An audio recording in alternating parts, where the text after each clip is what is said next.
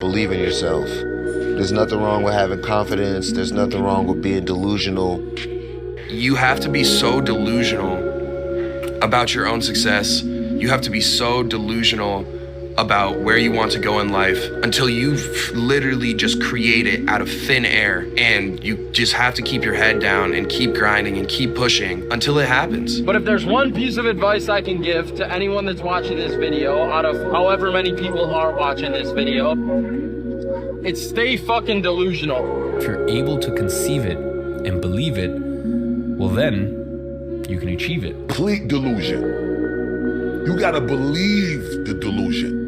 Sometimes you have to create a delusion, right? A delusion that is so far out there that people will think you're crazy. Because it's only delusional until it works. It's possible to be great. It's possible to make more money. It's possible to be more healthy.